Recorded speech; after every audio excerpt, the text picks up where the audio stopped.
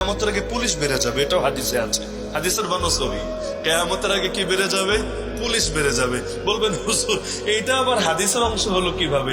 Police বাড়ার সঙ্গে আবার কিয়ামতের সম্পর্ক কিভাবে? আচ্ছা, পুলিশ বাড়ানো লাগে কখন? যখন অপরাধ কমে না অপরাধ বাড়ে। যদি এমন হয় বাংলাদেশে সবাই সাধু সন্ন্যাসী হয়ে গেছেন, সবাই যুগের হাসান বসরি হয়ে গেছেন, পুলিশ বাড়ানোর দরকার আছে না? সরকারও চিন্তা করবে কিছু কমাই। কারণ এত পুলিশ রে হুদাই এত পয়সা পাতে দিয়ে লাভ নাই, এর চাইতে এগুলো রোড ঘাটে বা অন্যান্য কাজে ব্যবহার করি। তো পুলিশ বাড়া মানে অপরাধ বাড়া, আর অপরাধ বাড়া মানে কিয়ামত ঘনিয়ে আসা। তো ইসলাম যদি জিন্দা না থাকে কখনোই ইলমকে আমলে পূর্ণাঙ্গ ভাবে পরিণত করতে পারবেন না। কোরআন খালি পড়বেন, কিতাবের আয়াতগুলো শুধু একের পর এক তেলাওয়াত করবেন। তো যতই হুজুররা বলুক আমল করেন, ইসলামের অনেক বিধানের উপর জিন্দেগি তো আমল করতে পারবেন না। যেমন আমি পারি নাই, আপনারা পারছেন না, পারা সম্ভবই না। কারণ ইসলাম যতদিন জিন্দা না হবে এগুলো কারো সাধ্যের কথা না। আমরা যেই দেশে থাকি, মনে করেন এই দেশে কেউ যদি বলে আমি সুদের সঙ্গে মোটেও জড়াবো না, তাহলে সে বাংলাদেশে থাকবে কিভাবে? আমাকে বুঝান যে এই দেশের অর্থনীতি দাঁড়িয়ে আছে সুদের উপর। বাংলাদেশের অর্থনীতি না, শুধু দুনিয়ার প্রায় সব দেশের অর্থনীতি দাঁড়িয়ে আছে কিসের উপর?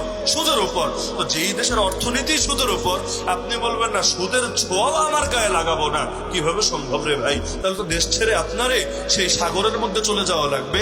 দেশের মধ্যে থেকে তো এটা সম্ভবই হবে না আপনার পক্ষে। কিন্তু দুঃখের বিষয় কি জানেন? আমাদের এই চেতনাগুলোকেই এখন নষ্ট করে দেওয়া হয়েছে। মনে করেন আপনার আব্বারে কেউ মেরে ফেলেছে, আপনার আম্মাকে কেউ দুনিয়া থেকে বিদায় করে দিয়েছে, স্বাভাবিকভাবে আপনার মনে অনেক ক্ষোভ থাকবে, অনেক কষ্ট থাকবে। কিন্তু আপনাকেই যদি মাদকাসক্ত বানিয়ে দিতে পারে, এত কষ্ট মনে, কিন্তু আপনাকেই মাদকাসক্ত বানিয়ে দিতে পারে, হিরোইনের সঙ্গে আসক্ত বানিয়ে দিতে পারে, দেখবেন দুদিন পর কি এর আব্বা কি এর আম্মা সব শেষ।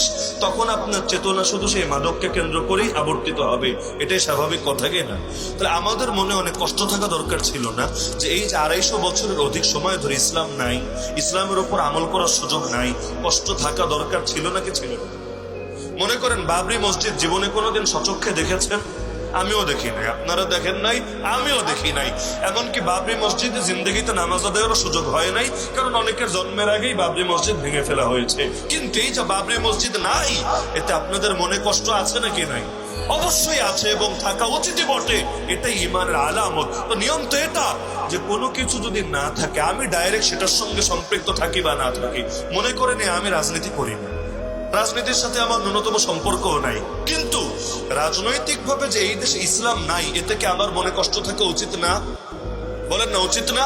আমি ফিলিস্তিন জীবনে যাই নাই, কোনোদিন যেতে পারবো কিনা এক আল্লাহ ছাড়া কেউ জানেও না।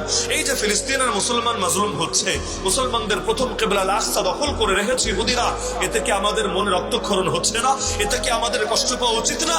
তো আপনি যে দল করেন, যেই মত করেন, এবং পরবর্তীতে কি হবে না হবে সব চিন্তা রাখেন, আমাকে বলেন এই যে প্রায় 300 বছর হতে চললো ইসলাম নাই, ইলমকে আমলে পরিণত করার সুযোগ নাই, কোরআনে সবগুলো আয়াতকে আমলে পরিণত করার সুযোগ নাই, আল্লাহ নবী সবগুলো হাদিসকে আমলে পরিণত করার সুযোগ নাই, এর জন্য মনে কষ্ট থাকা উচিত নাকি উচিত না? উচিত। তো মুসলমানের কষ্ট ছিল বটে, কিন্তু ভুলিয়ে দিয়েছে কিভাবে? ভুলিয়ে দিয়েছে চেতনার দিককে পরিবর্তন করে। ওই জায়গায় উদাহরণ দিলাম, বাপ মরেছে কষ্ট, মা মরেছে কষ্ট, কিন্তু ওরে যদি মাদকের পেছনে লাগিয়ে দিতে পারে, ওর কষ্ট, সব কষ্ট ভুলে যাবে ওই কষ্টের বা ওই তার সেই ধান্দার পেছনে পড়ে, নেশার পেছনে পড়ে। তো এখন আমাদের মনে অনেক কষ্ট ছিল, কিন্তু আমাদের কষ্টগুলোকে ঘুরিয়ে দিয়েছে বিভিন্ন ভাবে। মনে করেন এর মধ্যে একটা হলো খেলা। কষ্ট নিয়ে আমরা আত্মসমালোচনা করা লাগবে, রোগ নির্ণয় করা লাগবে। রোগ নির্ণয় না করলে ওষুধ দেওয়া সম্ভব না। খেলা, এক সময় গোটা জাতি তাকিয়ে থাকতো আজকে কি আমাদের মুজাহিদদের বিজয় হবে না কাফেরদের বিজয় হবে, অপেক্ষায় থাকতো, দোয়া করতো। যখন খবর আসতো মুজাহিদরা বিজয়ী হয়েছে, সবাই মিলে একসঙ্গে আনন্দে মিছিল বের করতো, আল্লাহর কাছে দোয়া করতো, মিষ্টির দোকান খালি করে ফেলতো, মিষ্টিগুলো বিতরণ করে দিত। এখন সেই জায়গা দখল করে নিয়েছে খেলা। এখনো দোয়া করে, আল্লাহ আমার পছন্দের দলটারে জিতে দাও না, ইনশাআল্লাহ আমার দল যদি জেতে আমি মিষ্টি বিতরণ করব। এগুলো কোনো কল্পকাহিনী আমি বলছি না। হয় এমনকি পছন্দের দল হেরেছে, আত্মহত্যা পর্যন্ত করে। এই বাংলাদেশে দেশেই করে, বিদেশের কথা আমি বলছি না।